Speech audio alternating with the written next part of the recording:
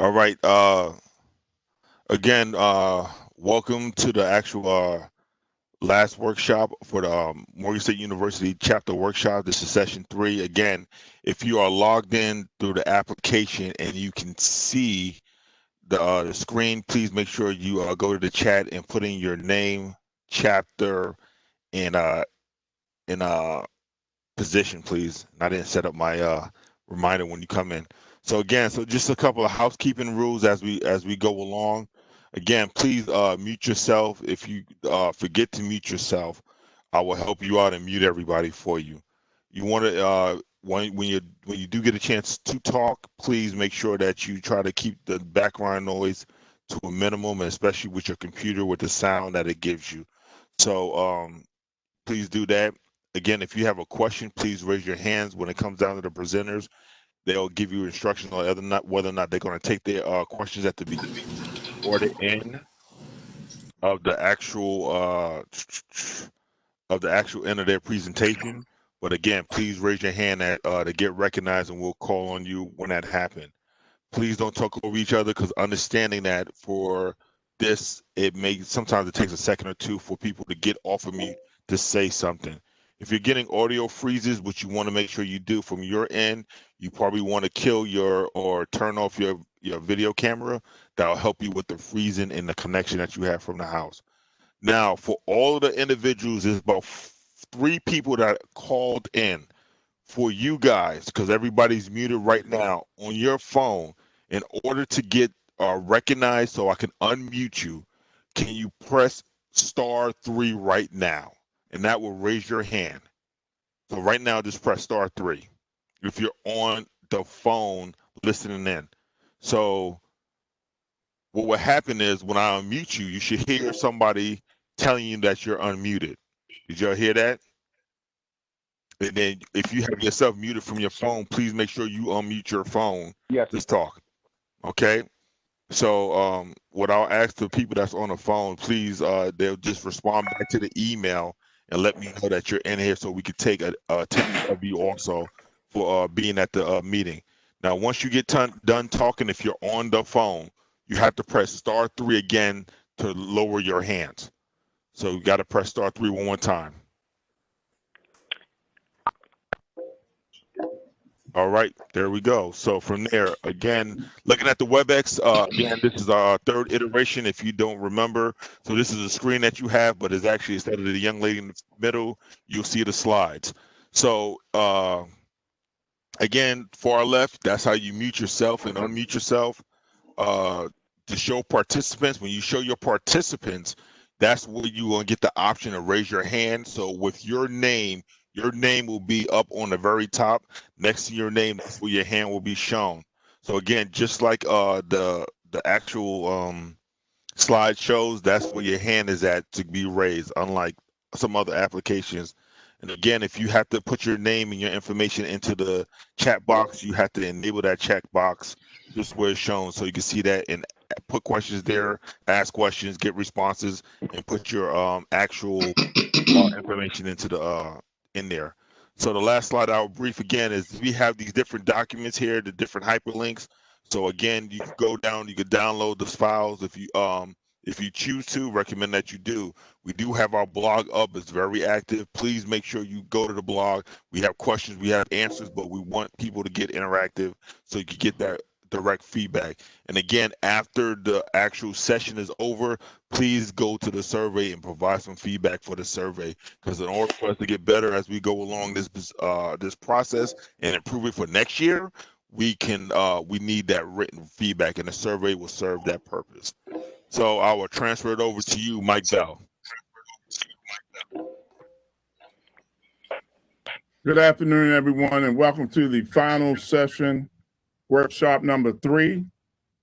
I first want to thank my committee, or our committee, that everyone has done an outstanding job. And we worked diligently to get this done, and it has paid off. We've gotten a lot of positive comments, and we greatly appreciate the participation from each of the chapters. Next slide, please. this is our schedule for today. We're going to have a open discussion at the end of the presentations. So if you have any burning questions or those sort of things that have not been answered by the three workshops, Ms. Tanya McDuffie will be leading this open discussion. So if you have questions, be sure to address them during this block. Next slide, please. We have 31 chapters registered, at least 31, and this is a depiction of where those chapters are located, and we greatly appreciate the participation of all of the chapters. I'll now be followed by our first presentation by Mr. Samuel Chisholm. Thank you. Sam, real quick, we have a question. Give me 1 second, Sam. Sir, I just unmuted you if you have a question, if you're on the phone.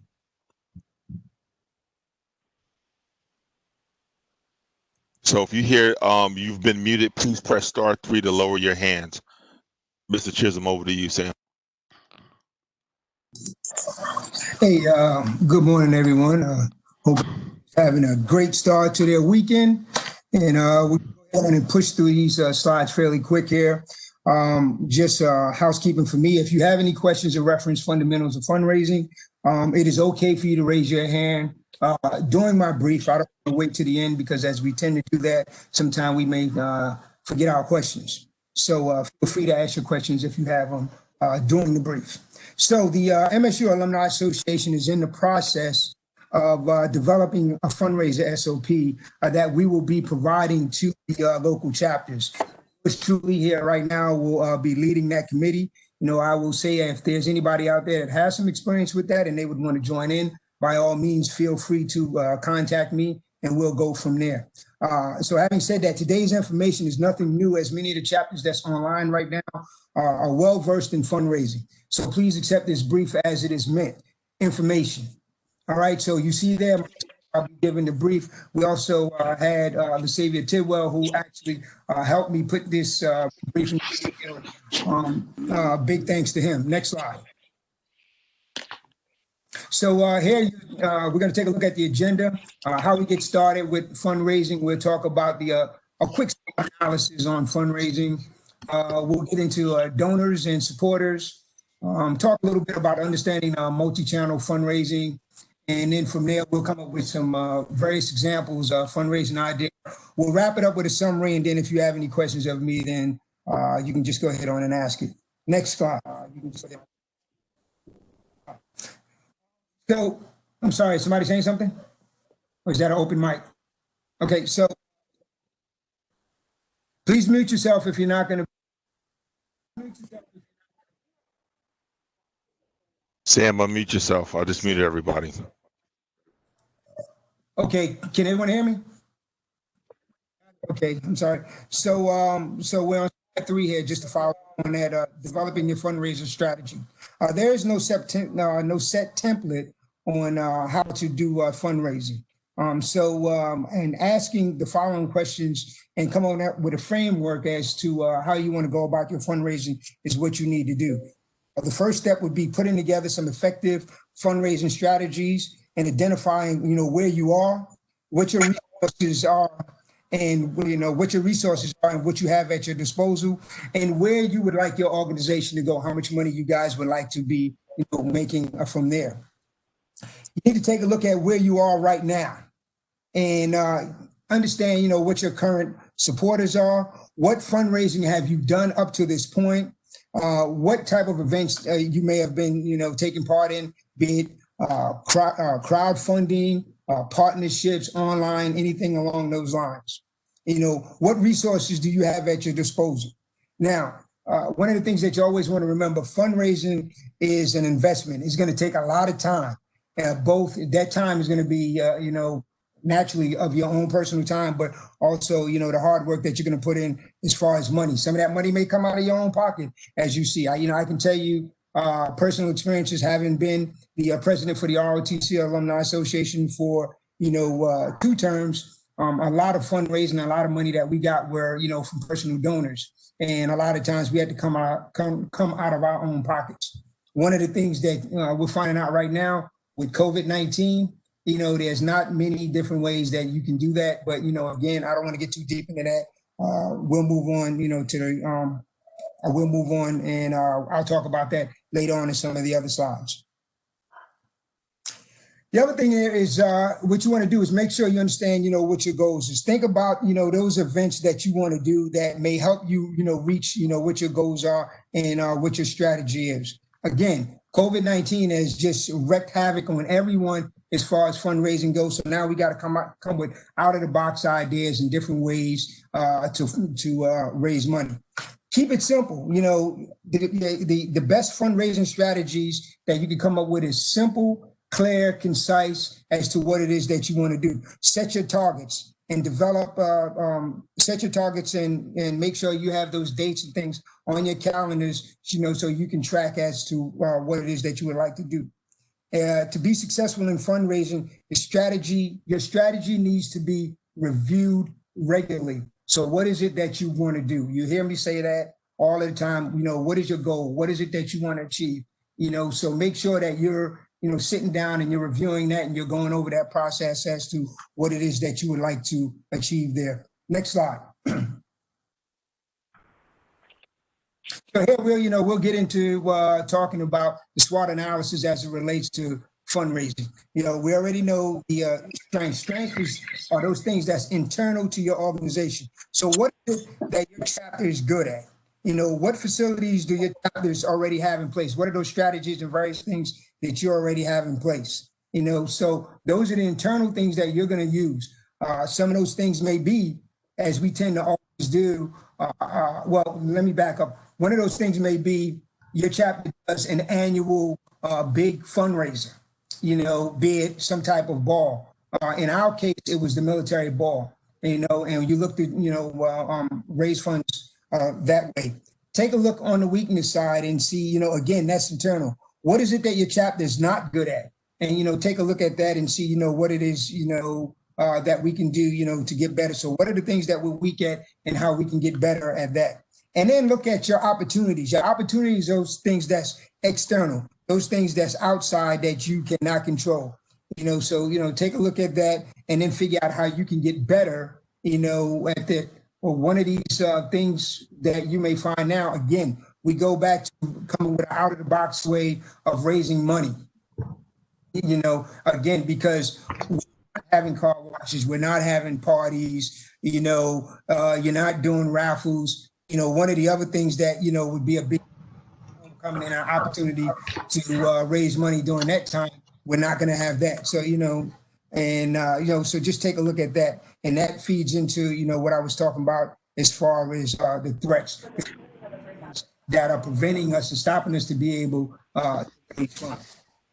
Next slide.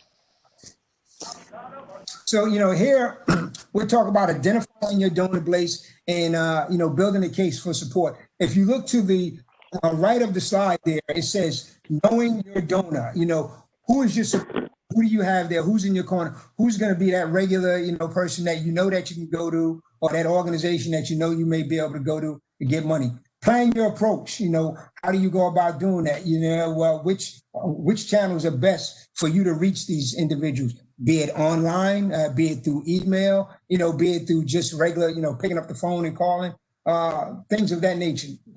Make the ask. Be concise as to what it is that you want and why you may want that. After you get money from individuals, make sure you show your appreciation, because if you're showing your appreciation, then naturally you can always go back to the well again and ask individuals for funding. Again, a lot of the things that I'm saying here, a lot of these organizations, you guys have been in place for a while, you understand this, you know what to do. And then, after showing your appreciation, make sure you keep up the conversation. Make sure you stay in touch. The worst thing that can happen is that you get money from somebody, or an organization, or whatever the case may be. You're not being appreciative. You're not keeping the conversation up. And then you're just going to go right through that cycle again on how you're going to do things there. Next slide. Okay, so here, we're talking about multi-channel fundraising, various ways that we can do this. So we know the website. The website is a big thing. I'll tell you what we used to do in ROTC. We had a donor tab, on there where individuals would be able to go ahead and donate money. We also have, when individuals would just be able to just write a check and give us a check. That's your cash donations. One of the things that, is very popular right now, I would say, is crowdfunding. All right. There's so many intelligence on this, but we know what crowdfunding is. Crowdfunding is trying to develop that, get large amounts of money, get small amount of money from large groups, okay? Very popular crowdfunding right now that we all know of is GoFundMe. GoFundMe is every time something happens, somebody dies or whatever the case may be, you go online, there's fundraising that's taking place with GoFundMe account. Now, naturally, most of you already know GoFundMe is going to, get their pound of flesh from you also. But there are other crowdfunding out there that you may not be aware of. You have one that's called Kickstarter. You have one that's called Indiegogo. You have Fundable. You have Crowdcube. You have Crowdfunder. So, and these are just ones that I pulled off the line. So feel free to contact me if you are interested in getting in touch with any of these crowdfunding organizations in order to try to use them to raise money for yourself.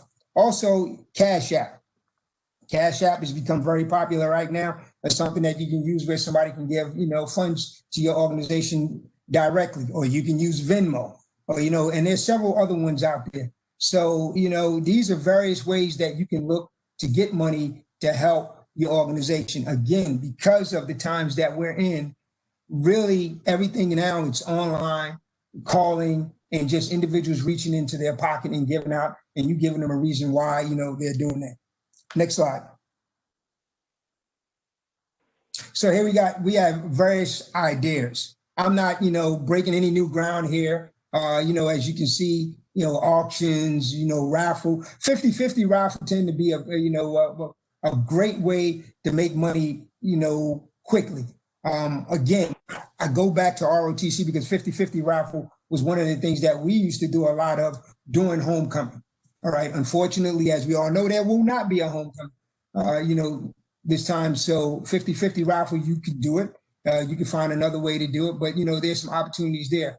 And then offline, you have sip and paints and you have comedy shows and benefits and things of those nature. Naturally, it may be a bit of a challenge now to do some of these things because, again, the elephant in the room, COVID-19, people may not be too comfortable with coming out and taking part in any of these things. So you just have to go back to some out of the box ways of thinking and ways that you can make money. Next slide. Okay, so that was quick. And again, I said in the beginning, fundraising, this is just given to you as information, something that we wanted to put out there, so you can have an idea. But we are in the process of actually coming out with that SOP, that we'll be able to share, with the local chapters on fundraising. So we had the opportunity to go over how we get started. We talked briefly about SWOT analysis and how you can use that with fundraising. We talked about donor support, multi-channel, and fundraising ideas. All right. I appreciate, the time that, that I've had to talk with you. Do you have any questions of me in reference fundraising? Sam, I think we have somebody on the call that might have a question. I'm going to unmute you. If you hear it, please unmute your phone and ask your question. All right, that's a hot mic. Remember, if you're on a phone and you have a question, please press star 3 to raise your hand to be recognized.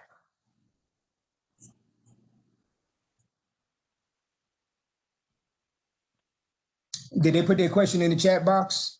Just one general comment. Something that supported your brief. It can be done locally with pickup and delivery in Zoom. Okay, all right. Yep. That's good information for the group. Thank you. Thank you. All right, that's all I have. If you don't have any questions of me, again, thank you for the opportunity, and I'll be followed by Mike Bell. Okay, good afternoon again. I'm back. and I'm about to give a presentation on chapter membership, outreach, management, and recruitment. And periodically throughout this brief, I will do some referencing to the ROTC chapter, since that is my chapter, and I'm very familiar on some of the things that that chapter does. Next slide, please. When it comes to outreach, there's several things you want to do. You want to plan events that are enjoyable and the individuals want to attend. In addition, you want to establish a dues payment for new members. In the ROTC chapter, new members, specifically those members of the ROTC program that have graduated, their first 2 years are not charged as an alumni member, and that's a good way of recruiting new membership. In addition, you want to recruit young members. Young members bring in great ideas, and they bring a lot of energy to your chapter. And the basic thing you want to do, you want to sell and market your chapter. You want to have people knocking down the door to join your chapter. Now, in this photo here, this depicts the Morgan West Point game. I think this was the first one. It was many years ago. And in this picture is Captain Walker. He's now captain. He's a West Point cadet at the time. I served with his father. And then on the right is Captain Holder, who was my mentee in the ROTC program. The ROTC chapter sponsored several cadets, and they spent a week up at West Point and attended the game. And that was done through our fundraising, but this was a form of outreach. So this is one example of some of the things that were done in the chapter. Next slide, please. Now, I want to share this with you. This is just something that was provided to me from a mentor many years ago. And this formula can be used on an individual basis or organizational basis, or if you have some new type of gizmo. And it makes you think.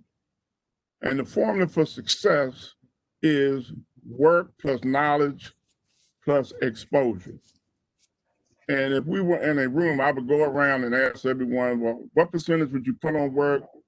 What percentage would you put on knowledge? And what percentage would you put on exposure? Next slide, please. This is how what leads to success. In 90% of the cases, people put 60% on work, 30% on knowledge, and 10% on exposure. And they normally, and it's backwards, reason being, you could be the best doctor, you can have the best organization, you can have the best gee whiz bang product on the market, but if no one knows about it, you're just out there by yourself. So the key point I'm trying to make here, in order to be successful, you have to expose your chapter and let others know about it. Get involved with the alumni office, have them feature your chapter in the newsletter, go out and get involved in the community, do things at homecoming, like you often see the alumni tent at homecoming where they have the different chapters, pass out information and brochures.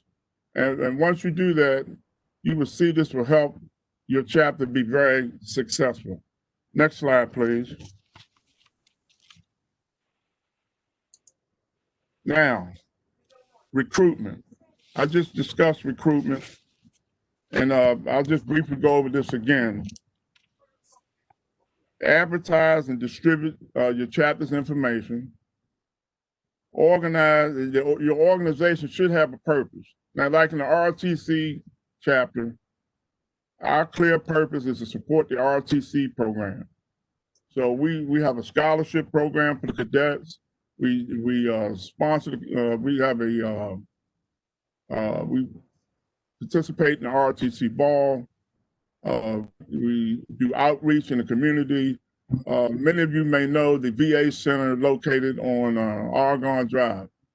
We formed a partnership with that VA Center. We go over there and meet with the veterans, and surprisingly, there are several Morgan veterans that are in that VA facility. So we've done a cookout over there to outreach in the community with those veterans, as well as we've done gift giving during the holiday season. Again, you want to provide incentives for members to join your chapter. You want to create fun and social activities, such we usually do things during the homecoming and home football games. We have a tailgate, and that brings people in, because as you know, if there's food, people will show up. So that's our way of bringing people in and getting them to join the chapter. And then from time to time, we bring in guest speakers that would be focused on community events. We've had several guest speakers for example, with the Veterans Administration, and tell the members how to get their VA benefits, that sort of thing. Management.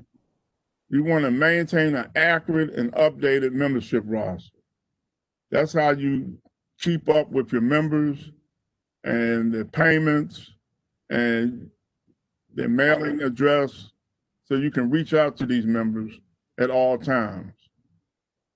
And you also want to reach out to those members that are no longer a member of your chapter. Find out why they are no longer active, and find out what it will take to bring them back to participating with your chapter.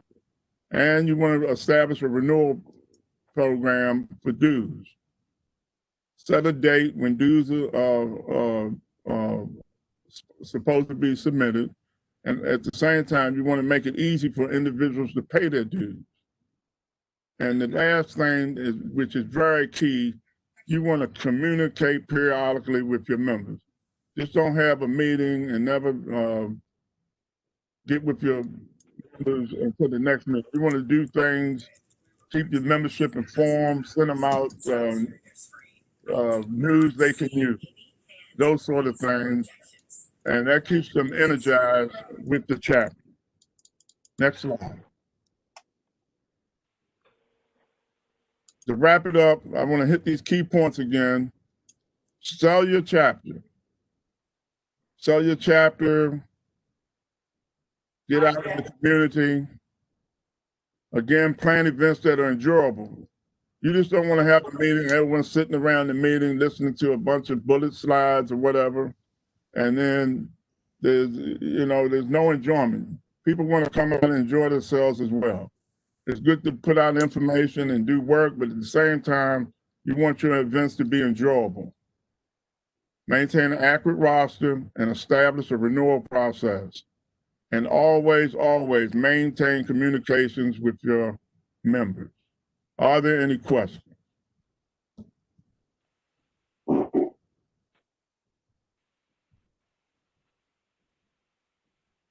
Hearing no questions, I will be followed by Alon Peoples, Dwayne Foster, and Mr. Ben Youssef. Technology within your chapter is their topic. Thank you.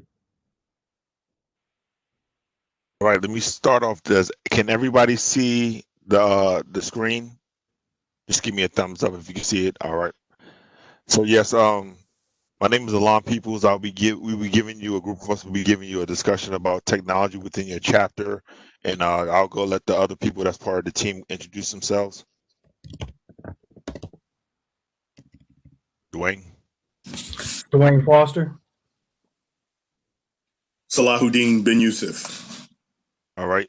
Thank you very much. So again, my name is Alon Peoples. So we're gonna go through this briefing right here. It's about 35 minutes that we have allotted for this particular briefing. So the biggest thing we want you to know is that understanding that a lot of individuals in this group today are not IT savvy, or they're not controlling the IT within their chapters. This is more so a overview briefing so you can understand what's out there in the realm of possibility. So when you look at your chapter and how you're going to wrap up everything that you've been given over the last 3 sessions, how can you use technology to get after that to enhance what you do within the chapters?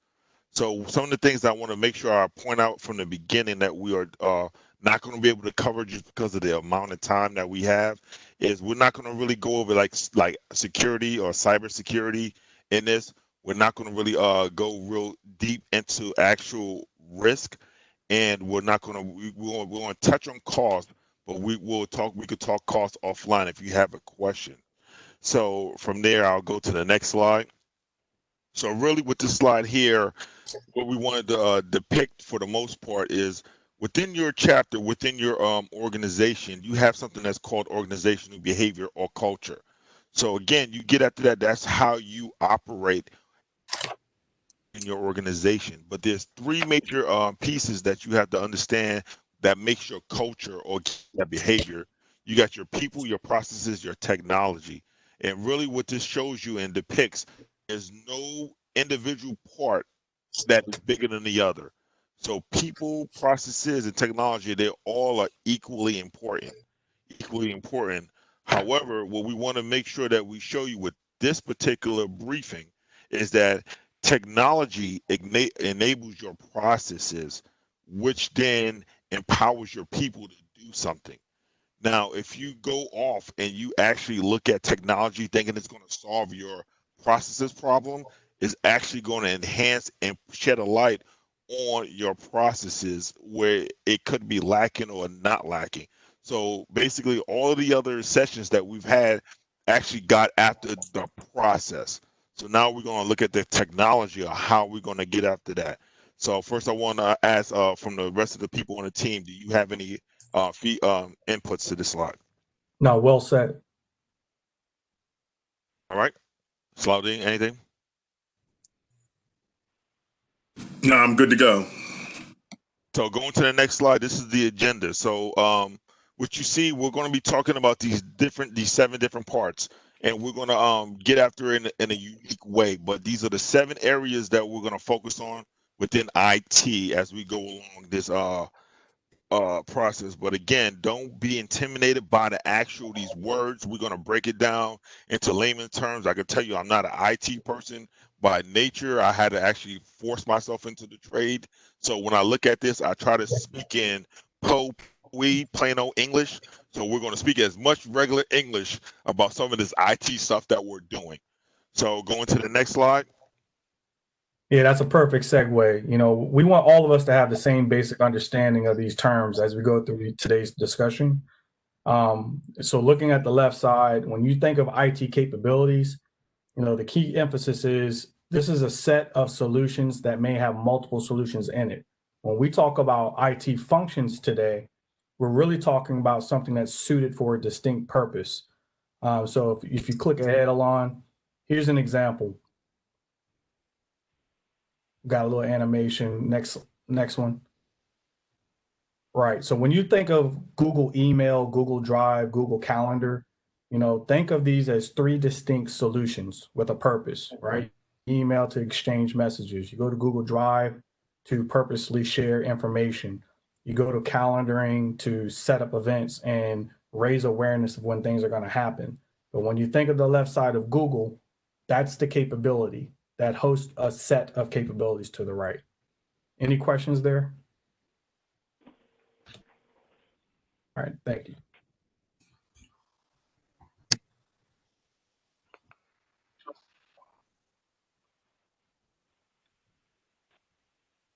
You're on mute, Alon. Sorry about that. I suck at unmuting myself. But again, looking at the people management, this is really something that we look at. And as a chapter, and when we are managing our chapter, the first thing we want to talk about is our people. So there's different ways to do this. There's 1,000 different solutions that you want to look at. But again, the most important thing when you look at yourself within your chapter and you're looking at IT, You can do it on a high-end cost or a low-end cost. So again, we have what is called attributes. So basically what makes a person distinct. If you do this correctly and you plan it out correctly, you can sit there and you can identify those individuals who are active or inactive, financial, professional careers, industries, and emails. So that's how you can look at actually getting after looking at your people management, which also deals with your way that they can contribute and pull your information as you go along. Now, there's two different types of chapters that we have, like basically two different types of chapters. You have chapters that are really mature that went out and got a website that's managing this process, and those who are just starting and it is trying to get their IT and everything up and coming. So those who have like websites, there's a lot of inherent tools within that website to actually give your people permission to actually go into your website and they can manage their own profile, similar to what you do on Amazon. But those who don't have a chapter website or something like that, they want to look at actually how they're going to get after this management of people. There's these different solutions like Excel, Microsoft Excel, Google Sheets, Apple Numbers, and even if you are really savvy, there's a database you can put together called Microsoft Access to get after how do you actually capture your people and manage your people from one single source. So we'll jump to the next slide. So again, I'm sorry, Foster. Good. Things to consider in regards to your financial management. It's our assumption that, we all want to have greater insight and understanding of our finances, our budget, our projected costs. So with that said, when you're thinking about the things that your chapter wants insight over in regards to your money, like your financial logs, being able to track on demand where you're at today.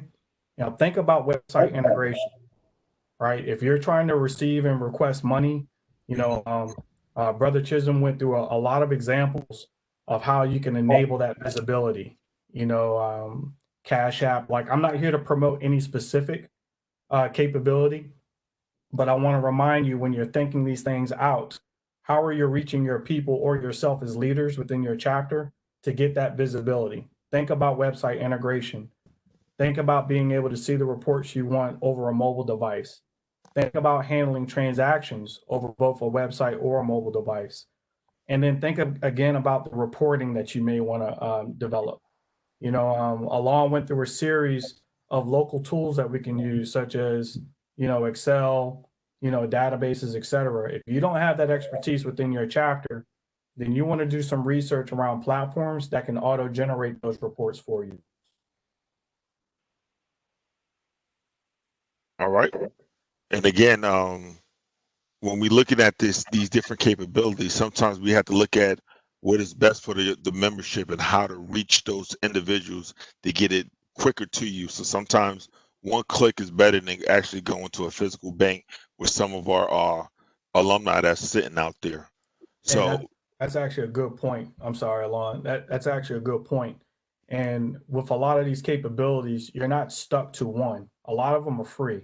Like the examples you're seeing at the bottom, you may have a lot of members in your chapter that are on 6 different platforms. So if you need to meet them on 6 different platforms, that's simply integrating it with your bank and enabling that support. I think for our chapter, we're on PayPal and others, maybe Cash App, I'm not sure. But you get the point. Think ahead on how you're trying to establish those different transactions and where is going to be the normalization for your team. Okay. So one of the biggest things that we're looking at is dealing with collaboration. Collaboration can mean a number of different things. So really, how are you going to talk to your people? That is the number one question that you want to do. So you could do it in many different ways. You could go through different types of chats. So you could do mobile chats, i.e. like WhatsApp, GroupMe on your mobile devices where you're sending out information to your people that are subscribed to your group. But then you also have the standard email. So email is a form of collaboration. What we're doing here on on WebEx right now for this actual workshop. This is collaboration where we have the ability to do video and chat and record. So again, this is something that you want to take a look at and really figure out how do you want to collaborate. And again, like I said, there's sometimes there is a cost, there's sometimes there is free with stipulations, like i.e. if you want to use video, like how we're doing with WebEx, right now after we got through the initial COVID environment, they opened up Zoom, WebEx, freeconferencecall.com, and they made it unlimited for when you do your type of collaborations and meetings. Now that we kind of hit the down slope, but we're about to go back up, they actually went back to their normal model where if you get a free account, it's 40 minutes of 40 to 50 minutes of actual video hosting and meetings and type of things. So you want to see what is beneficial to your chapter and how you want to collaborate. And again, this is something that you have to think about because some people receive information just a little bit differently. And this is not removing the fact that sometimes you still have to mail out things to people. So this is not superseding that requirement of mailing, but this is something that you can do at your fingertips. Okay, so I'll go to the next slide. So again, file sharing. This is very important. And all these are important, but this right here especially is important to the leaders that are sitting in this particular group here. Because if you look at your organization, you look at your chapter, when it comes down to it, the most dangerous portion within the time frame of your chapter or when you are in office is the transition from one group of leaders to another group of leaders. That's why it's very important to think about how you're going to get after the file sharing. So right now, because of the environment that we're in and just because of the normal trend in society, we are producing data very quickly and we're producing a lot of data, which in that can mean files, videos, Word documents, anything like that. The question comes into play when we look at it as the chapter is, where is that stuff stored? And that's where we run into a lot of issues. Like, so back in the day, let's take it back to a long, long time ago, 2003, a long time ago. We had files and folders and binders sitting in our office, sitting in our houses, sitting in our wherever we was at. And it was easy for us to hand off a document from one person to another person. But then from there, now that we got digital, we forgot that whole concept of exchanging files. And sometimes we have a lot of files.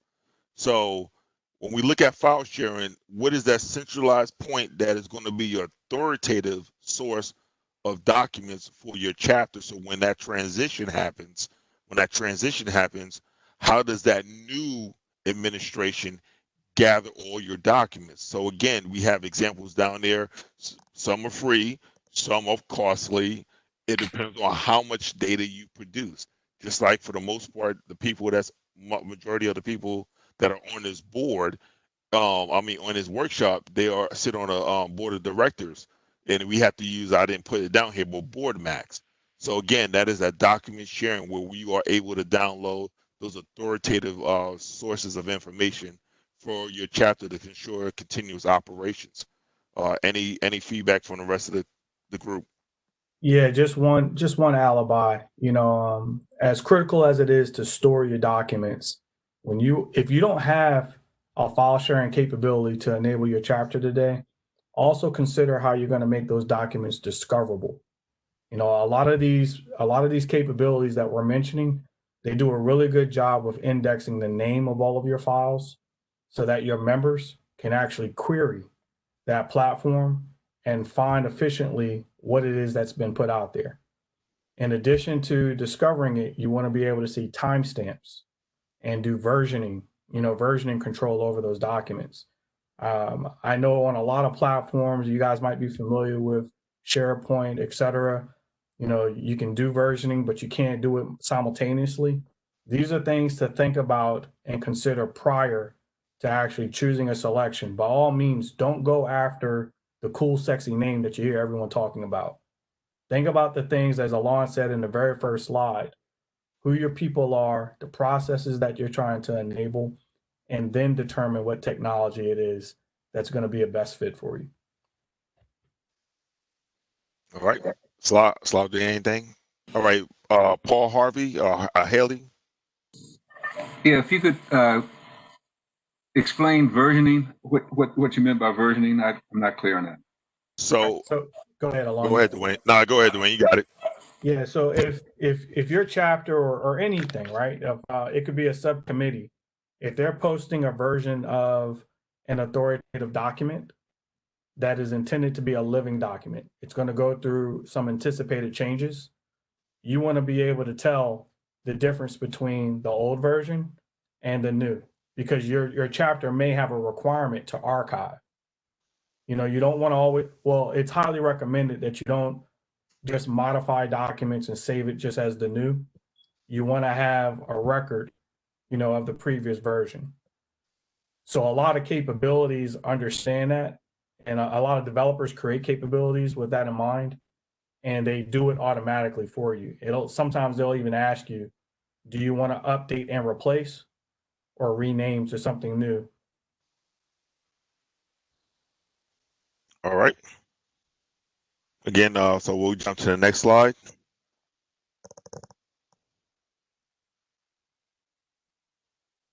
Dwayne. Hey, thank you. I was reading that question from Ebony out of Chicago. Our chapter is over 50 years old. Do you guys have any recommendations of uploading large amounts of paper documents, photos, etc.? Yeah, I'll give that to you, Alon. I don't want to put out a name, but there are a multitude. Yeah. So usually what happens, and I could tell you, just dealing with when it comes down to something to that, you have to first, you got to find out where all your stuff is at and pull it together. So the best way to do it is if you have a printer or a scanner at the house, and again, you want to go low cost. If you have a printer scanner at the house, you want to scan that information there, and then from there digitize it. That's the best way, the free way to actually get after that.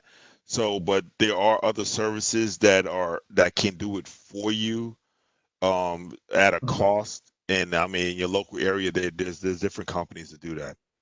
But Yeah, she just took our glory. She said she's not asking for a specific company.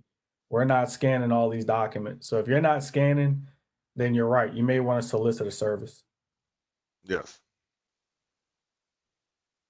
I'm going to push through because I think we got 12 minutes, but the event management and polling survey, two major points of emphasis. And Alon, Salahuddin, please make sure I'm over time.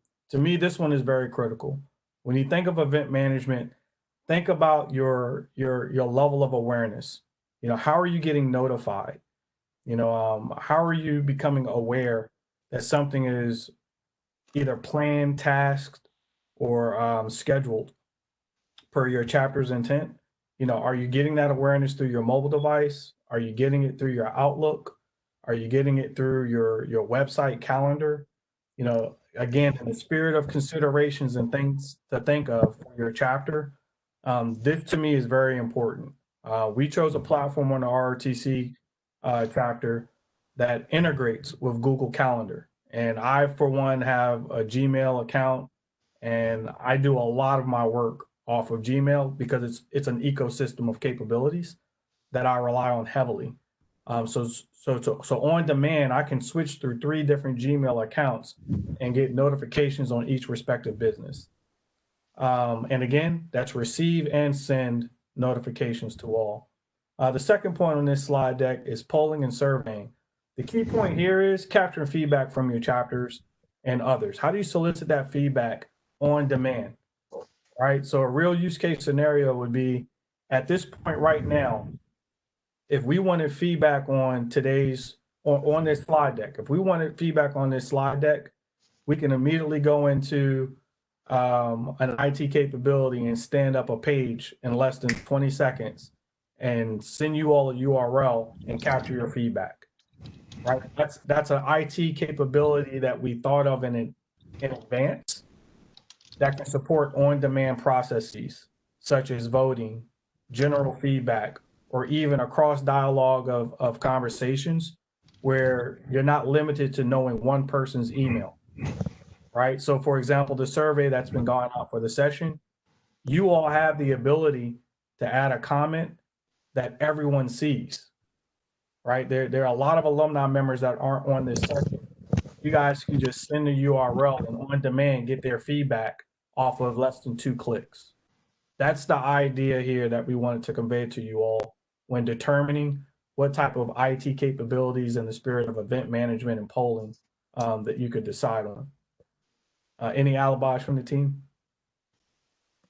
No, you hit it on the head. And again, I know we saw some questions in reference integrated platforms to get after this. There's a later slide to discuss that. And again, we're not here to promote any one thing. It could go a number and a myriad of different ways. We're just trying to let you know there's capabilities out there and there's different ways you could do it. I.e., like for the polling, SurveyMonkey is one of the things that's out there that's actually being incorporated at the MSUAA level for one of our next votes that's coming out. Now, again, you do have the capability within WebEx or Zoom or Microsoft Teams to do a quick poll in there. And that has some pros and cons that if you want to discuss offline, we can discuss offline. But it is something that you can use relatively free and low cost if you look into that. So we'll move on to the next slide. Hey, Alon. 1 second. Question from Tian Anderson. With a lot of the security and archiving concerns, can we consider asking the university through the alumni chapter IT support for our chapters? I'll defer that to the end during our open discussion, Ms. Anderson. And yeah, go ahead, Alon.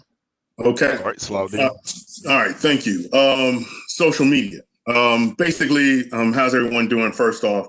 But I just want to touch on this from social media standpoint. The whole purpose of this this presentation is about improving your communication with your members, with the public, and with the university. So keep that in mind. With everything that we do, communication is the most critical thing that we have to do.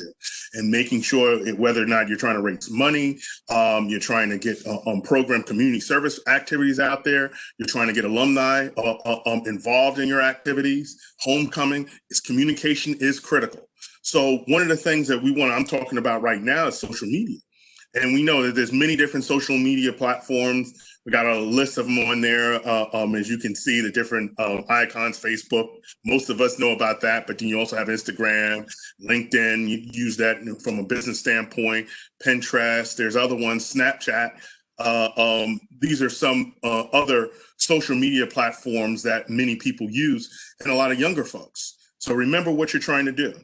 You're trying to, depending on your chapter, you may have both older and younger members in your chapter. So you're trying to make sure that you're integrating your communication to both of those groups and also the public. If you're not letting the public know what's going on, then you're missing out. So utilizing these different platforms, figuring out which one works best for you is critical. And then also make sure that you reach out to your members to see what platforms they're using. Because a lot of the younger folks may be using Snapchat, for example. Integrate that software into your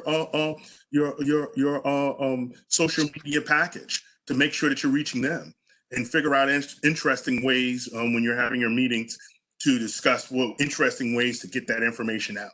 When you're having events and doing homecoming, Snapchat may be good doing homecoming where they have this geo filter program where basically it locates where you are. So maybe if you're at a convention or you're at homecoming and you're trying to locate members, and then they can kind of flash up where they are. So these are some ideas on ways that you can utilize social media. It's critical. This part is really critical. And I think we're going to touch on this at the end, but I just want to say this right now. Don't be afraid of it. I know we use snail mail methods to just going to the post office and mailing out information. We telephone call. A lot of us Generation X and before have do a lot of that. But these other social media applications, you got to make sure that you're involved in those and utilizing those applications when you're trying to get your message out to folks. All right. All right. So, and again, and we threw when Saladin came out with this slide here, he threw all of these different things on there. What we're not saying is go out and jump on every single one of these platforms. Figure out what is a good fit for you in your chapter. You don't need to have all 8 of these, or there's some other ones, but figure out what the good fit is. And sometimes you want to take it iteratively over some time. So you may just want to start off on Facebook and then start expanding out to other social medias. So to help bring this in together, and I know there was a number of different chats going on. So everything that we just went through, if you look at this slide here, it actually hits on a lot of these different points of the different functionalities that you can deploy within that you're looking to deploy. Now, we're pulling this out as a platform, and the biggest thing about the platform is what IT tries to do is ensure that the individuals that's coming in go to one place to do all of these different functions. So again, the management of the people all the way to social media, you can actually get something together, a platform, and integrate all of that within your platform. So when your user base or the members of your chapter come to that platform, they can be able to do all these different functions, and they don't have to remember username and passwords to go in all these different directions. But I'll caveat to say that the person that is doing the IT management for your chapter has to remember all of those different things. So they have to figure out a process of how to manage all of these different points. But we try to make sure that we sit there and say, hey, this is something that you can use, and then make it a single landing point for your the members of your chapters to do that. So we gave you four. I pulled out four of these different platforms that can give you an example of what can you and cannot do. I didn't talk about cost or anything like that. If you want to talk about cost, we can in our question and answer session. However, these are just 4 of many that's out there. It's many that's out there, but these are some of the big 4s, and you can see because of the way that we operate, you can actually have a service provider located overseas managing your stuff. So it could go a number of different ways. Yeah. Any feedback? Yeah, I do, Alon. I'm reading all the comments, and there are a lot of great points out there. I just want to emphasize what may be good for you may not be good for every chapter. It would be great. That's nirvana. If there were one set of IT tools that would be good for everyone on this call. This slide is giving everyone an example per that whole capability functionality level set, that if you are concerned about how you're going to manage your people, how are you going to manage your finance, how are you going to collaborate, share files, do calendaring, social media, to the far left, here's just an example set of capabilities that can achieve that. But you have to go through your risk and analysis, SWOT. What can you afford? To what degree of time do you have to manage it yourself versus acquire a service to do it for you? How scalable is the capability? What's the risk associated? Do you have to authenticate? There are a lot of factors in addition to just this infographic that you're seeing that are intended to help you make a decision. So that quote at the bottom, the snippet that says enable your chapter vision, that's the key takeaway here. What is it that you're trying to achieve before you make that decision to cut a check or not and implement a solution that's going to impact your chapter's business?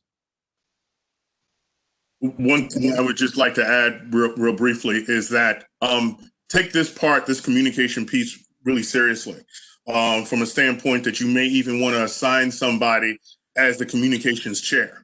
And they would be over maybe the IT manager or whoever's managing your software that you have on your computer. But you really want someone who really is thinking about all these things, and in communicating and doing the research that you need. These platforms that we show over here, these IT capabilities, some of these platforms actually have people that you can sit and talk with and get information on the best strategies that you can employ to get your message out.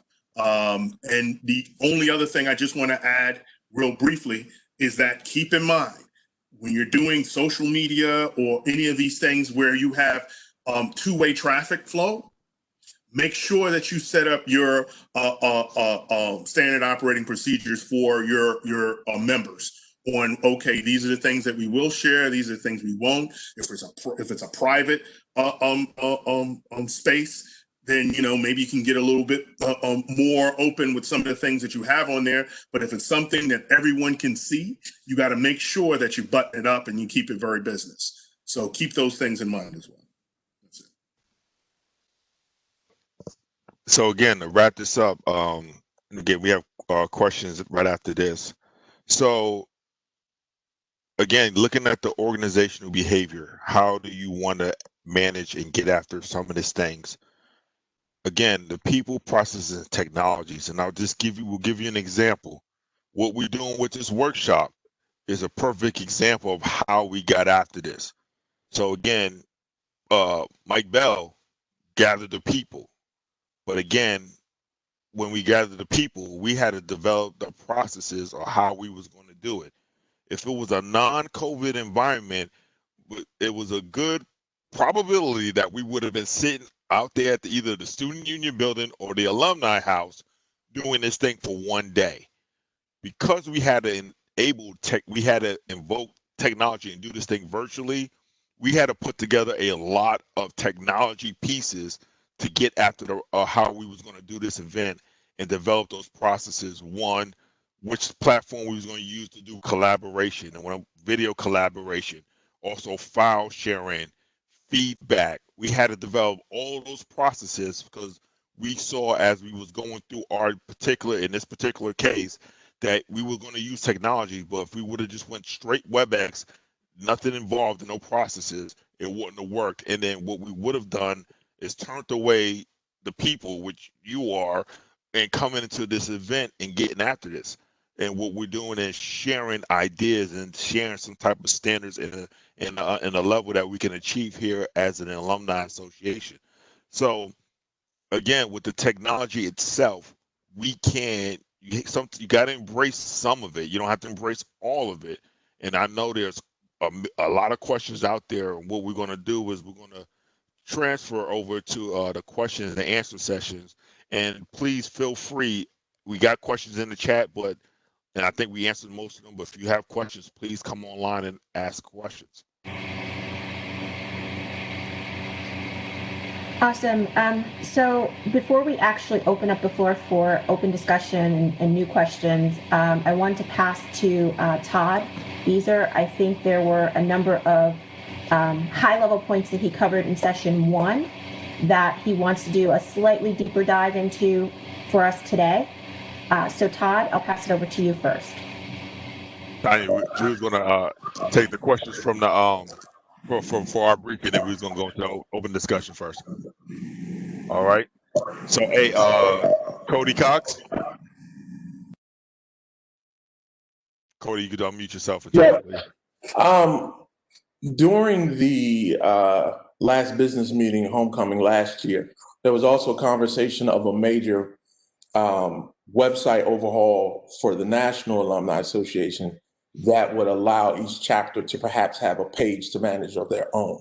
I know I talked briefly to Ben Youssef about it, Salahuddin as well, and I can't remember the technology chair at the time, but I never heard anything back. I know that would be one sure way to have some symmetry between national and the chapters, but also less heavy lifting for each chapter to have their own website. We're going through the process now of evaluating website designers, but obviously, as you all know, that can become costly as well. So any feedback on that? Salahuddin.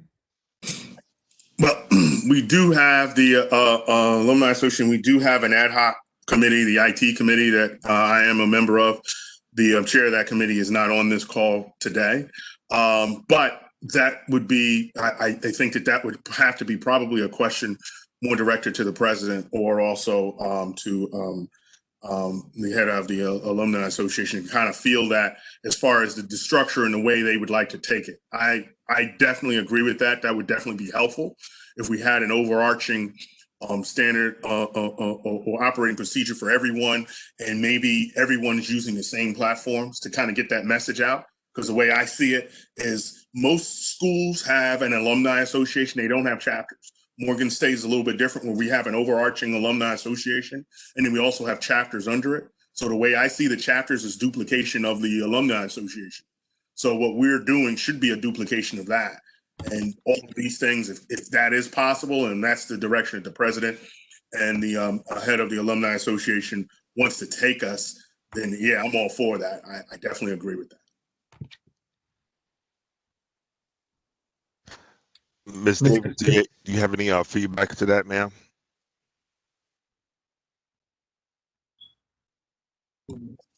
Ms. Davis is off the call right now. All right, no problem. Are there any more questions? I think we probably missed some of the questions that was in the actual the chat. If you have a question, please, you can step up and ask the question in reference to IT. Can I just throw one thing out? It's just personal for me, and I'm going to step out, and I'm going to step off of this and kind of come from the side of just an individual here. Me personally, I went to a historically Black institution. That was by choice. I applied to other institutions. I think they call them YPs or something like that. And I got accepted, and I didn't get any scholarship money. I applied to Morgan State. I took a year off. I worked, and I went back and I applied to Morgan, Howard, and Lincoln, and I got accepted to all three. And then Morgan, for me coming out of the inner city housing projects, gave me the most money to pay for college. So that's just where I ended up going, and I was very thankful for that and my education and where I am here today. Where I'm going with this is that the way I look at it is that we have to, individuals, and I would like it if, as groups, we do start looking at, number one, when we're talking about our money and our businesses, at least start looking at Black businesses and alumni-based businesses from alumni from our university, and make sure that we're supporting each other. I don't see enough of that in a lot of the things. And when we utilize a lot of these applications and we're kicking out our money for banking purposes and all those things, we go to everybody else and we don't look at ourselves first. So I think we need to really start doing that. We're an HBCU, be proud of that, but it doesn't stop with the university. It also starts with how you utilize your dollars. This is Tanya. I just wanted to interject. Ms. Davis is asking to refer back to her chats. I think she's provided some responses starting back at 12:04 my time, which is Central Time. Please note that chapter presidents and their representatives have access to board Mac. That's in response to where people can get access to the slides from this IT presentation.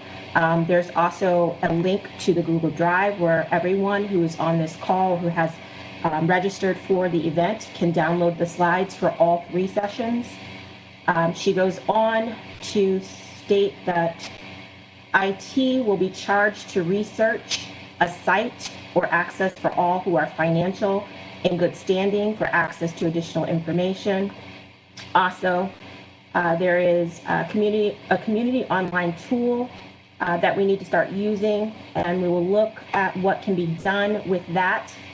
And I think that was it for now.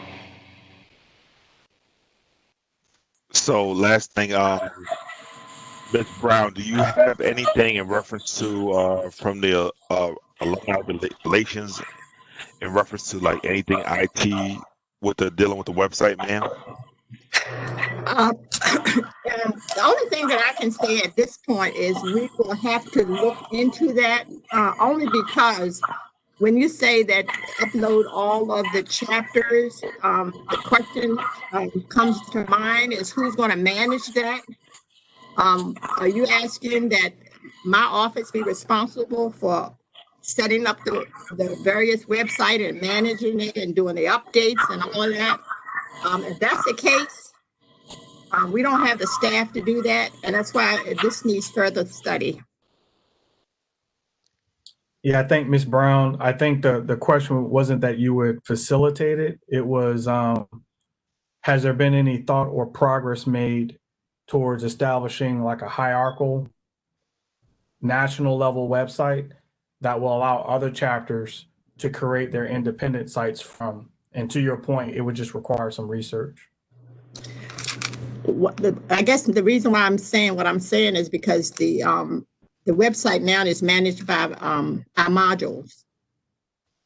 And so that's what I was saying. If they would, are they going to use, that's why I say more research is needed, because if we're going to use the same platform that we have now, you know, my staff uploads information on that site.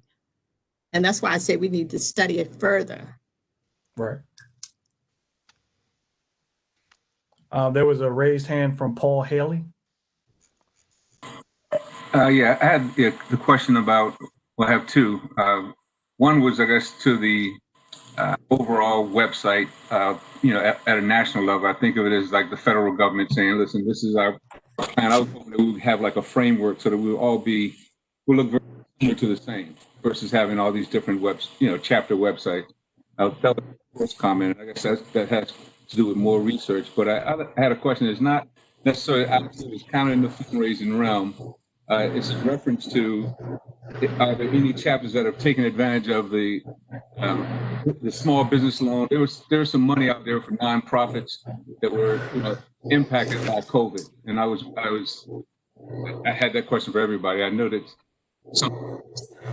even if you didn't have people on payroll because we were interrupted by, we couldn't have fundraising events to give out scholarships. So if you don't mind, I'll recommend that we push that to the open discussion portion of the session. We're actually past time along for our. Well, yeah, duly noted, Paul Haley. I'd say we bring that up during the open session. So again, if you're on a phone, and you have a question, please press *3 to raise your hand so you can be recognized. *3 if you're on a audio call, if you dialed in the phone number. Okay, let's kick it to Tanya and have everyone mute their phones.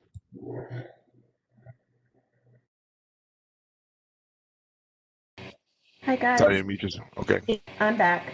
So hopefully it's less distracting. I apologize. I can't control the noise from the AC. So at this juncture, we just wanted to jump into an open discussion. But prior to that, as I already referenced before, we'd like to have Todd Beezer cover a few or do a deeper dive on a few topics from session 1. And right here, this gives you a snapshot of the topics that we've covered over the course of the last 3 weekends. If you have any questions about any of these topics, this would be the opportunity for you to raise those up now. But right before we open it up for the actual questions, I'm going to pass it to Todd so he can cover a few points, high-level points, and do a slightly deeper dive. Okay, thank you, Tanya. Let me just start off by saying, good afternoon, everybody. I'm Todd Beezer, the association's treasurer. For anyone that may be new to the retreat today, as Tanya mentioned, during the first retreat workshop, I presented information on the association's dues, tax obligations, 501c3, bank account management, fidelity bonding, chapter budget development, and annual chapter report. So today, I just want to share some overall perspectives on the basic processes involved with financial management. As you know, the association runs on a fiscal year calendar. We, meaning the finance committee and myself, in our roles, having fiduciary responsibility, we monitor, manage, and present formal reports on the financial health of the association. We do this by using just some generally accepted accounting practices. So our annual accounting cycle Basically, that's just a holistic process of recording and processing all the financial transactions, which include, bookkeeping, some generating financial statements, analyzing information from the statements, and then presenting the formal reports, which you guys received during our board meetings. But I just want to dive a little deep into some of these areas because they're very important for chapters to run in a very healthy manner when it comes to finances. So, the bookkeeping activities, that can often just be performed by someone who's doing basic clerical work in the chapter.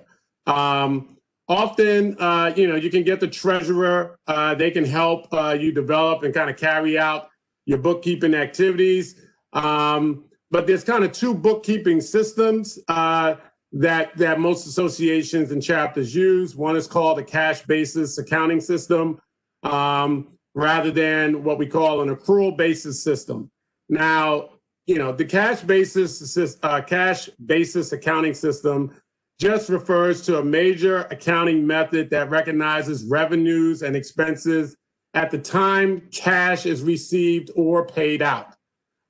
So this is in contrast with the accrual accounting system, which recognizes income at the time the revenue is earned and records expenses when liabilities are incurred, regardless of when the cash is received or paid. So many associations and affiliate chapters, they use the cash basis accounting system. A checkbook to track transactions. I'm going to say, in that respect, detail of the recording is critical. So if your chapter is operating, using this system, make sure the memo portion of the checkbook, note the amount depicted on the check. Is it an expense or revenue? Where the amount came from or is going. This accounting system, again, is more practical for many of the alumni associations and small and medium outlying chapters. If we look at the accrual basis system, that's where, again, you're posting entries when you earn the money and when you owe it. Most of the time we see as chapters grow, you begin using this accrual method. You're likely going to need more types of journals, like a cash receipts journal, a cash disbursements journal, accounts receivable ledger, maybe an accounts payable ledger, sales journal if you guys are out there, selling anything to raise money, purchases journal, and your general ledger. So you're going to post, the cash receipts to a cash receipts journal and the checks you write to a cash disbursements journal. So that's kind of how that system works. But when you do the postings, there's two methods that you can use, single entry or double entry method. The double entry method works from a basic accounting equation, which is assets equal liabilities plus capital, right? The double entry method is preferred because it makes sure that your books are always balanced. Every transaction has two journal entries. You have a debit and you're going to have a credit, and then each transaction affects, both sides of the equation. So, that's the double entry method is what preferred, and I would imagine most chapters should be using as they operate. But when it comes to posting, you want to make sure that these documents are on file somewhere, right? For multiple reasons.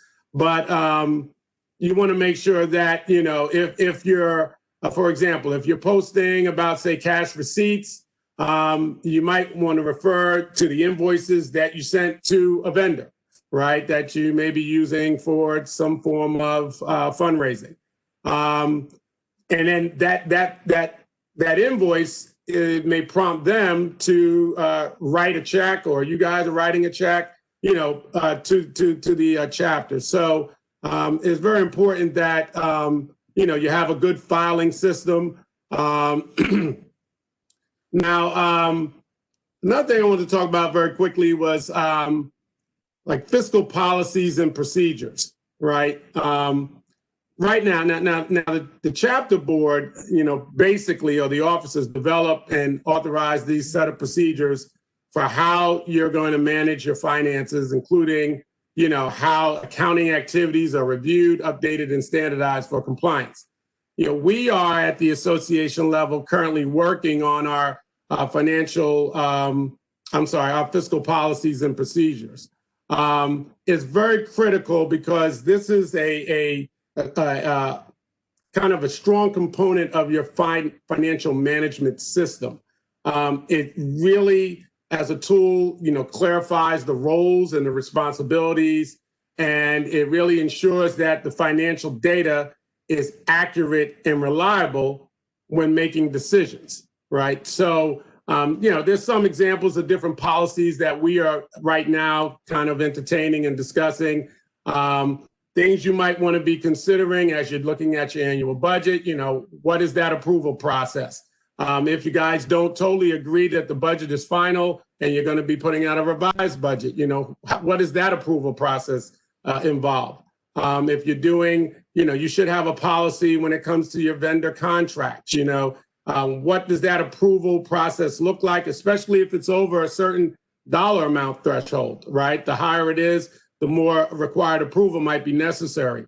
And then, you want to make sure there's some policy about reporting, right? So that, if it's your treasurer, if it's your finance committee, that you have some formal reports, when those formal reports need to be presented and by who, and then what's involved in those formal reports, obviously. So, if you're going to put a committee together, which, that's what we're looking at the national level, it should include, your officers. On our level, it includes our executive director, myself, our financial secretary, the finance committee, and our first vice president.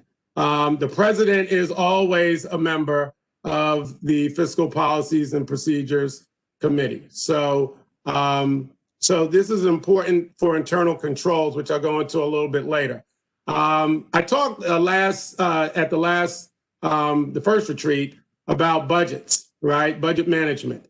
And it's really a team process. You need to, just get folks together that are really committed to putting an operating budget in place. So this is basically going to show how you're planning for your revenue and your expenses for the coming year. Budget amounts are usually itemized by categories with definitions. So, you might have professional services, you might have, obviously events, meeting expenses, supplies, etc. The budget, again, is usually driven by the chapter officers. In the case of the association, the president, the executive director, and myself, we take a strong role in developing the budget. Then I present the budget to our finance committee and then the rest of the association board. As you guys know, the board is responsible to authorize the yearly budget. So chapters should really strive when putting a budget together to minimize your overhead and your administrative costs, because you want to maximize the resources that support the entire association and all your chapter programs. So usually, each month, you're going to update your budget report, to include your actual revenues, what we call income and expenses. Then you can kind of compare your planned revenue expenses to, your actual revenue and expenses. This is really going to give you a good idea of whether you're operating according to plan or not, including like where you need to be or where you need to cut down on expenses and build up on your revenue or income side. I spoke a minute ago about internal controls, and it's very, very important, if you're going to sustain yourself as a chapter, that you have some very solid internal controls. that ensure that, the chapter is following its plans. You're minimizing the likelihood of mistakes.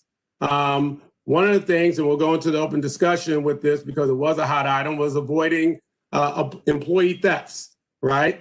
So there's a wide range of controls that you guys should be considering. And one of the things we do at the association level, I'll give you a little example, to minimize, say, employee theft. The chapter mail should be opened by one person who logs in, like each check that is received. And then the person will be someone other than that person who deposits the checks to the bank, right? So when you make those deposits to the bank, there are sometimes requiring, multiple signatures on checks. And then if there's a large deposit, it may not only require the second signature, but it may also require, I know on our end, we have an escort that takes our deposits. We have a security escort that takes the deposits to, when we deposit to the bank.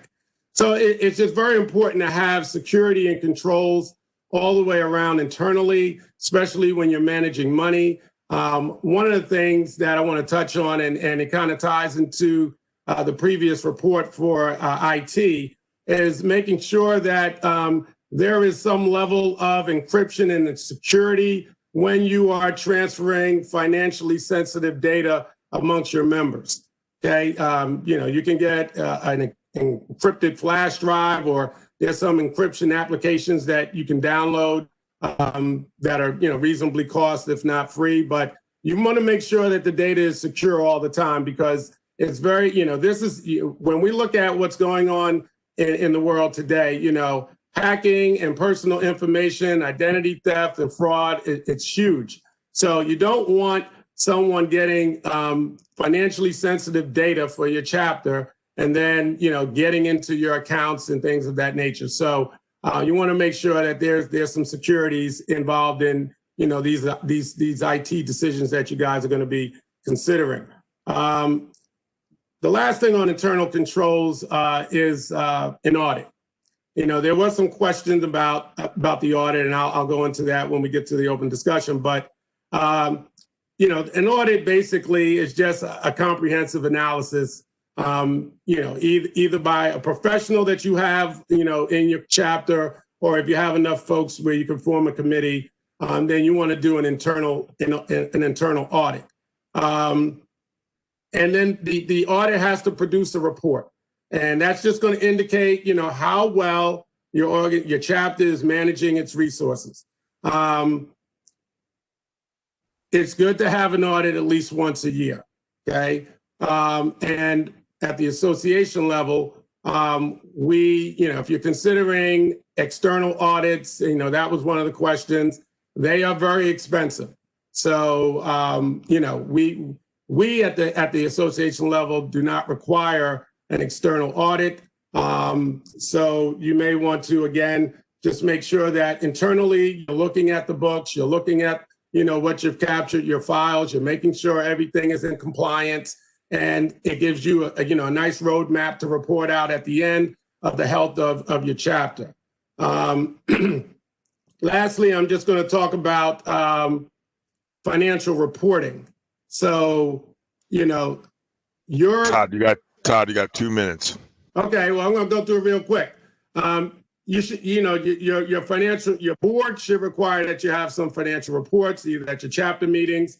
I basically give a financial report to the board at our board meetings. And it, gives you just kind of a description of what's going on when it comes to not only major activities, but also, I also give reports on our investments, our scholarships, our savings, and even when it comes to tax time. I'm going to go real quick into some of the questions, okay? One of the big things was bonding. One of the questions that was asked was, that you guys need to know more about bonding. Bonding is there's two types of bonds. We've selected State Farm as our bonding provider. You can do blanket bonds, you could do scheduled bonds, but blanket bonds basically going to cover everybody, where it's not going to be an individual that is receiving coverage with an individual cost associated. You can basically do a blanket bond, which will cover everyone on, that has fiduciary responsibility. And, the cost is relatively cheap. For 6 members, we might be paying about a little bit over $200 just to cover everyone. And it ensures that there's no theft. And if there is theft, we're covered for up to $200,000. So we could file a claim and be reimbursed at the association level. So you want to consider that. I also was asked, when is the e-postcard due?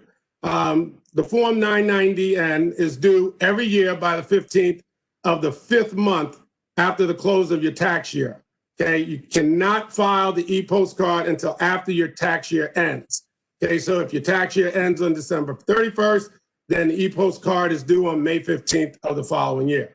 There were a few quick questions I'm going to go through, and I'll take about 30 seconds here. Do we need to buy liability insurance for the chapter? How do we determine how much to buy? Yes is the answer. Typically, contractors want to see proof of that you have at least $1 million of business liability insurance. Does this overlap with the bonding requirement for officers with access to the bank account? No. Fidelity and business liability insurance are 2 separate coverages. Fidelity, again, is dishonesty insurance, which is appropriate for your officers with, financial responsibility. How can bond officers without money in the treasury, which is currently less than 1K? As I was saying, it's relatively inexpensive, typically around $200, but less than $1,000. And then there was a question about the audit, which I had mentioned earlier, that the audit is pretty expensive if you're going to do an external audit. Last question was, people wanted a copy of the 501c3 tax exempt letter. If you have that desire, just let me know and I'll send it to you. That's all I have. Thanks, Todd. I'm going to hope that I'm not causing a lot of feedback because I think my AC is back on. Really quick, I just wanted to respond. I think KM Wright, I'm not sure if that was in response, your comment was in response to the due date for the Form 990, but we have confirmed from Vanessa Gray that chapter Form 990s are due November 15th, and that is due to when our fiscal year closes, which is June 30th. Beautiful. A couple other questions that we did get in on the blog and receive answers to. I'm just going to go over a couple of them and then again open up the floor for any additional questions. The first one was presented by Stephanie Lewis during session 1. She indicated that goals should be measurable so that you know when they are achieved. I strongly urge putting some metrics in the goals. And the response that's been provided, the response was from President Davis. The strategic plan has some measurable goals and objectives. The goal is a broad statement of what you hope to accomplish. Objectives were used to operationalize the goal and make it measurable. We use SMART technique, and some goals as quantitative and some are qualitative. So that was a response. We also had another response to that question. Chapters will receive the entire strategic plan with full goals, objectives, and initiatives. You have a summary, and due to the amount of time that we had in the session, we only covered a brief portion, but you will note that all of the materials that have been presented, the backup materials, are available for you on the Google Drive. That link is already in the chat for those of you who've been here for at least the last hour or so you can find that information there. Another question that was asked was about the chapter manual. That was asked by Ebony J. from Chicago in session 1. The chapter manual is also located on the Google Drive. I encourage everyone, if you haven't already visited, to please go and visit the Google Drive. And again, I keep apologizing, but it's my AC. I live in Houston. I can't afford to turn it off. I'll be sweating like crazy. So guys, there were a couple of questions that were raised during the sessions today, one of which I'd like to try to revisit and see if there's any feedback. President Davis, any other members of the board, or Joyce Brown, if you have any feedback. The first one was from Tyon Anderson, and I think it was at around 11. I'm just going to try to pull it up again because I didn't write it out fully. But the question relates to security and whether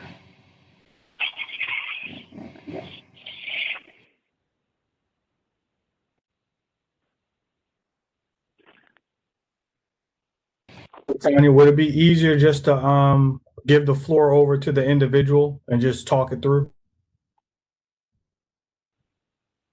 We still got her on mute. Come back, Tanya.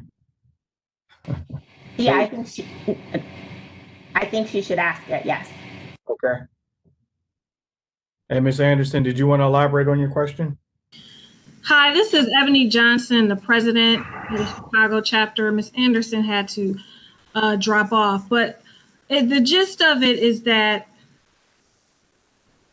what the national organ, and kind of she alluded to it well with the website, what, if any, the national organization offers to the local chapters to help us with security measures when it comes to doing things online. I think her follow-up question about whether us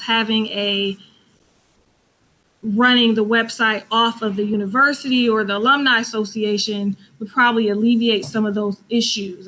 That was the gist of it. We were talking about document sharing, and the question was towards more what security issues that could potentially come up with document sharing. And then her follow-up question was more so about, is the option to have us all run off the alumni association's website if they're going to get a new website. And so that's kind of how those two things tie in. And I don't know if that's something we probably necessarily need to bring up at the board meeting, but I do think that's something that we should continue to elaborate on and discuss in the future.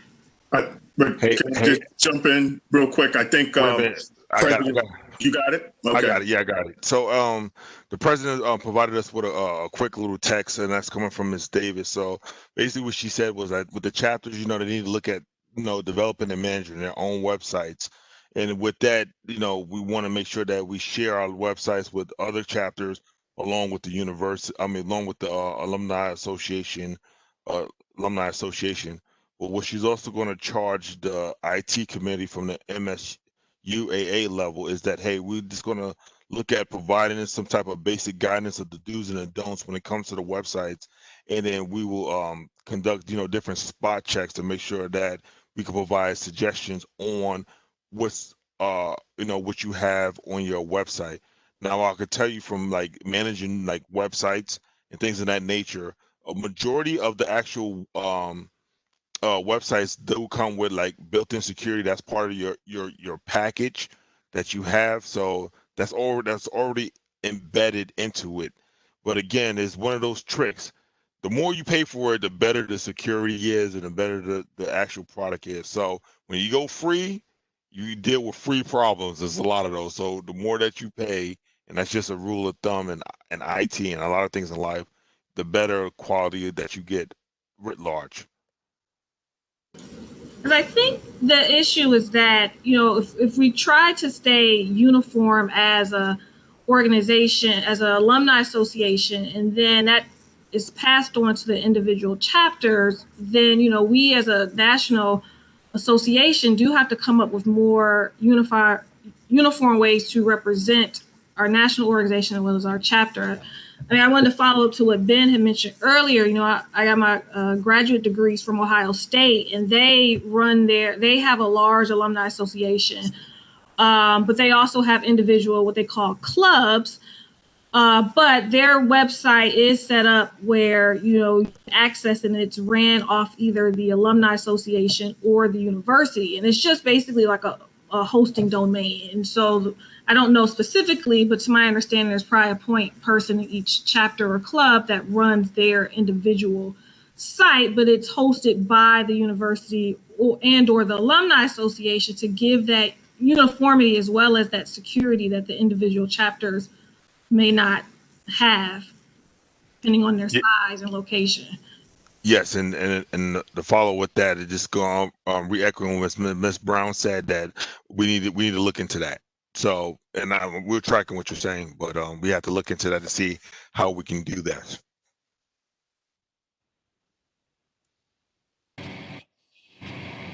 Great, thank you for stepping in and raising that issue on behalf of Ms. Anderson.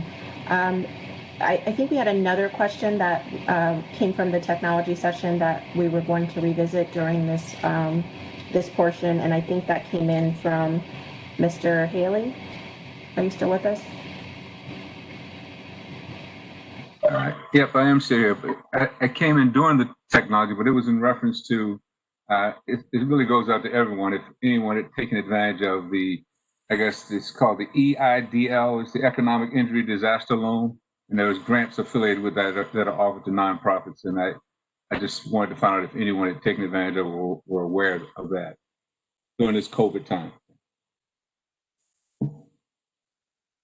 No? I have not. Our chapter has not, but I will give you a call, Mr. Haley. Okay. I got a quick question. Mr. Haley, could you post that in the chat, the information that you're talking about? Yes, I will. I did have a question for Todd, I guess, it was in reference to the financial piece. And it's in reference to transitioning our chapter over to use other than checks or cash, because we're having a time of accepting, giving the information out to use Cash App and the like. And I wondered if there were any drawbacks, because the concern was where would the money be? Because I'm assuming we're using the accrual manner, and where would the money when it's given to Cash App? Is there any negative accounting process that's impacted when you use Cash App or one of these to bring money to the chapter? Well, I think the biggest concern with Cash App has been from a security standpoint. I know there's been reports of hacking onto Cash App in the last recent months. But from the accounting side, let me just be a little clearer. You guys are using Cash App in what capacity? No, we're not using Cash App. I just said Cash App, but I was saying any type of, accessing money electronically. So we're using checks mainly and cash, but I was trying to transition them over, but they've been very hesitant because they're saying, well, I'm not sure how it works and whether we're going to be able to have controls in place to track it. Yeah, you can, whatever bank that you guys are using, look into their ACH services. They're very secure, allow you to do electronic transferring and have a lot of security around it. And you can kind of migrate away from, just using manual checks.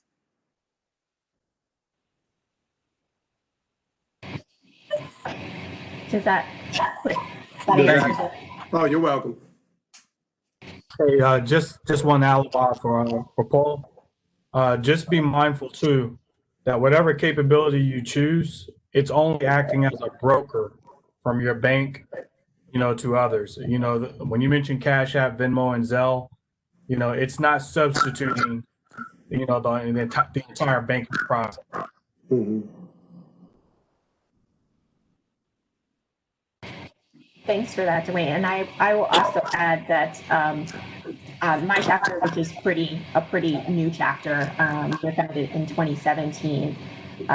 We have affiliated with Unity Bank of Texas, which is an African-American bank. So we're very proud of that.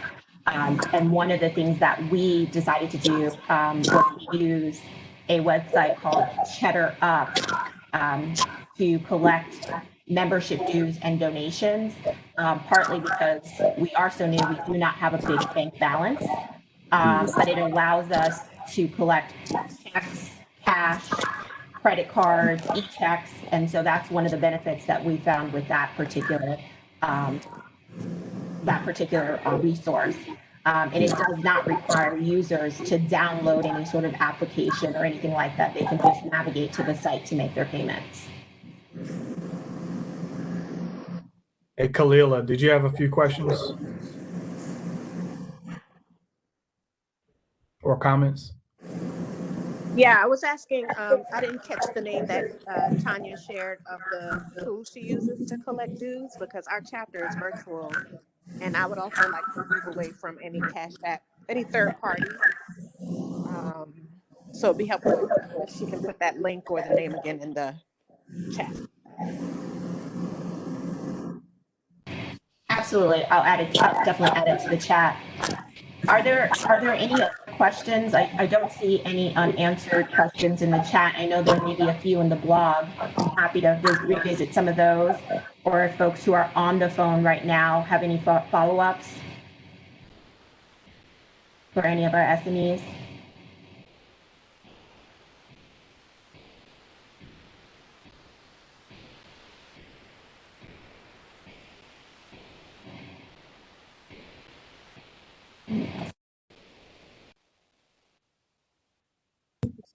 Hey, this is Mike. Back to the financing.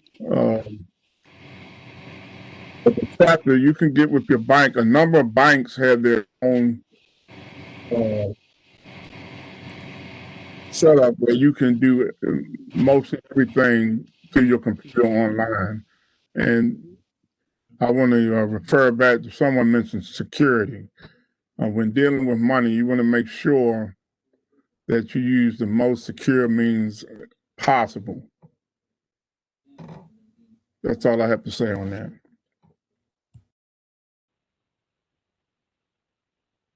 This is probably more so a question for you, Mike and Ms. Will there be any additional IT workshops between now and I guess our next annual, workshop sessions? I will have to defer that to the president. I have no idea.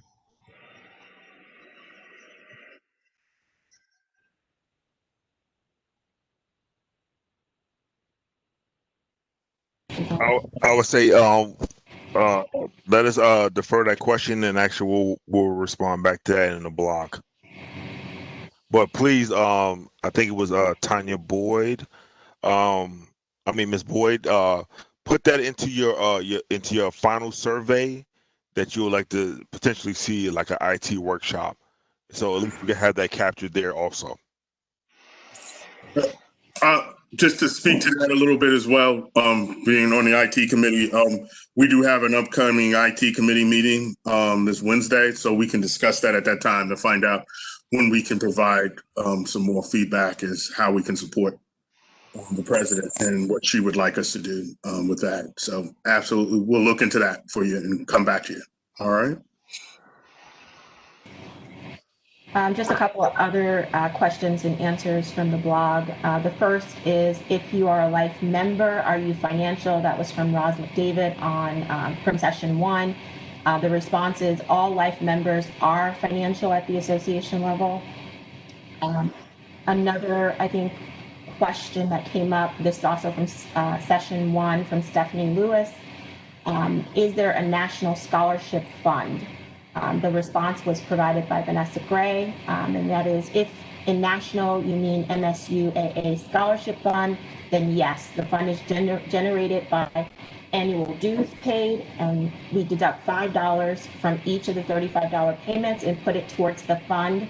That is why, although you are a life member, we still recommend you pay annual dues.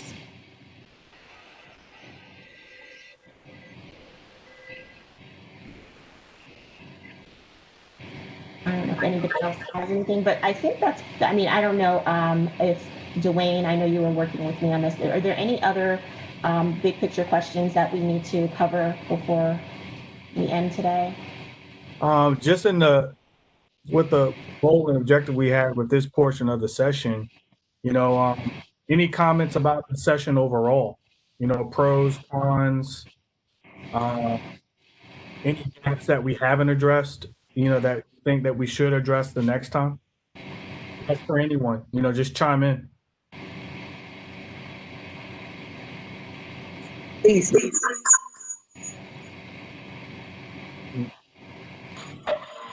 Denise, do you have?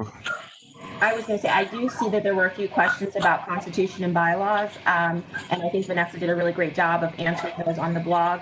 But just so that everyone knows, you can navigate to the Alumni Association's website, and the current copy of the Constitution and bylaws is available in PDF format there. Now remember, if you're on the phone, please press *3 to unmute yourself to talk. Hey, this is Mike. We have a number of people that are unmuted. Please mute your phone. Doris?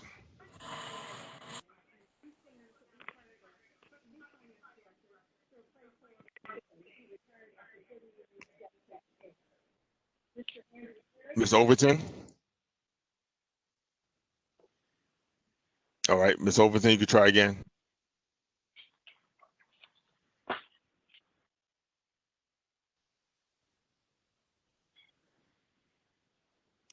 All right, remember, if you called in, please press *3 to get recognized.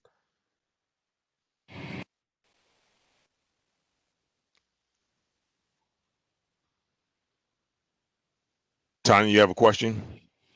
I'm just tracking what's in the chat, and I see something by Ebony J from Chicago. I think having Todd give more specific examples of financial documents, ledgers, etc., especially for those chapter presidents who are not on the board and for new chapters generally, would be helpful. And I believe that's a recommendation for our next session.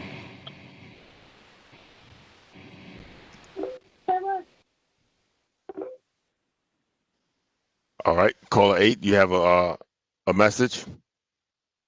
Yeah, like. Yes, ma'am.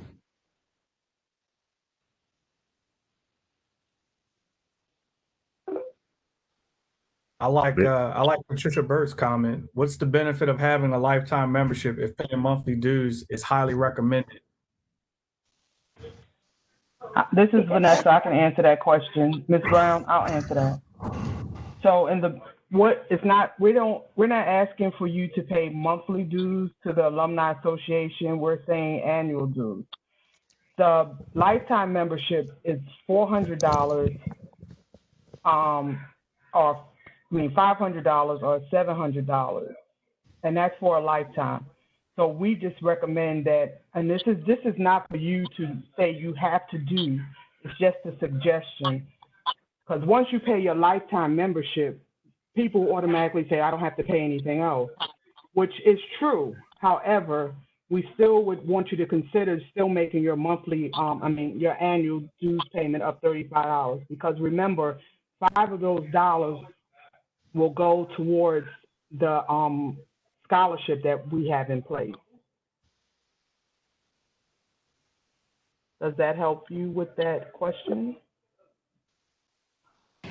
Don't forget all the goodies that come along with being a life member.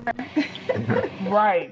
So you're not even really paying. I mean, you're getting more from what you're paying, because you get a plaque, you get a gold card, you get a lapel pin, you get discount access to the games, you get discount to the bookstore. So you do get a lot for $500 or $700.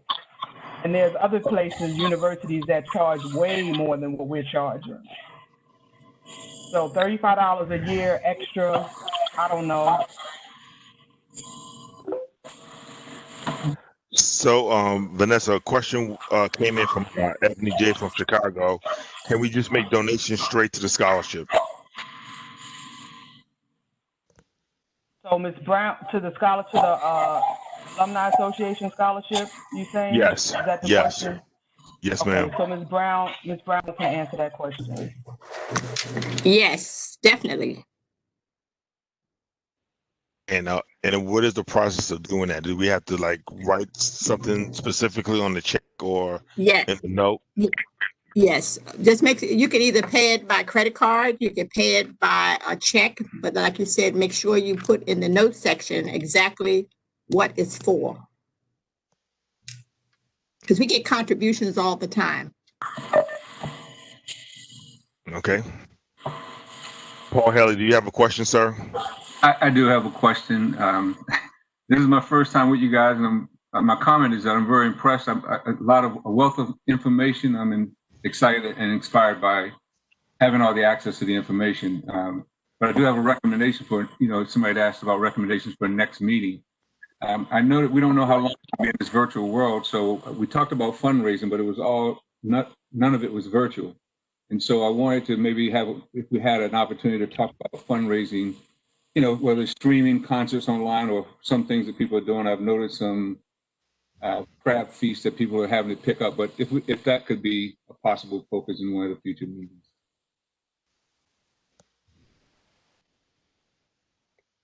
This is Mike Bell.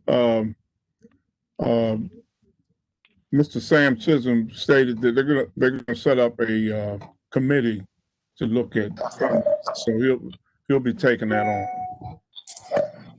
Yeah, hey, Mr. Hartley, yeah, this is Chisholm. Feel free to contact me direct. And yeah, I'll be glad to, take some of your advice there and see what it is that we can do. Because you're right, it's out of the box. You got to think of different things. And, I'm involved with a couple of other organizations, and yeah, people are doing various things virtually. Not everything lends itself to it, but, you can give it a try and see what happens.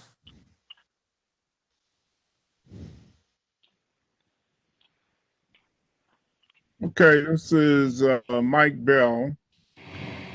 About 4 minutes out from session number 3. I want to turn it to Mrs. Brown to see if she has any closing comments. Okay, thank you, Mike.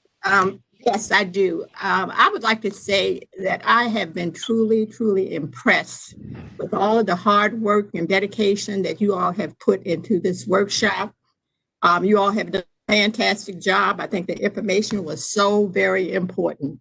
I also want to thank all of our chapters and the representatives for you all hanging in there with us for the last 3 Saturdays.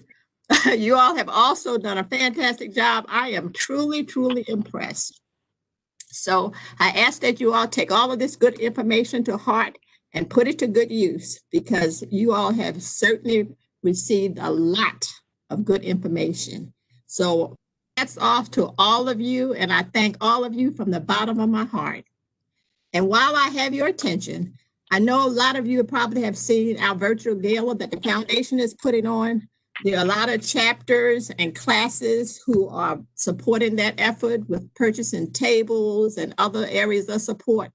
And I would ask that you all consider to support this event, because a lot of the money does go towards our students and their great need during this pandemic. So again, thank you all so very much. God bless, and may you continue to be safe. Thank you, Mrs. Brown. Ms. Phyllis Davis will not be available. She passes on her sentiments for all your hard work and the efforts by the chapters as well as the committee of putting on this workshop. I have a few closing comments. Again, I want to thank this dynamic committee. I want to thank the chapters for putting in the time and attending these 3 sessions. And we hope it was beneficial to everyone. The information, and correct me if I'm wrong, Alon, I think this information will be available until August 22nd online. What is the date? Correct. So this information at the drive, the link that you have, will be available up to the 22nd of August. However, it's going to be uploaded to Board Max. So if you don't have access to Board Max, I will recommend that you go to the files, the folders, and download the information so you can have it, because we're going to move it to archive and Board Max. And again, we need you to actually do the survey. We've had a low percentage, about maybe 20% each session of feedback, but this final one, we need you to go in and do the survey. Thank you. That was going to be my next comment. Please fill out the survey. So that's all I have. And I just want to tell each of you all, as I always close, to be safe, stay healthy, and don't get none on you. Thank you very much.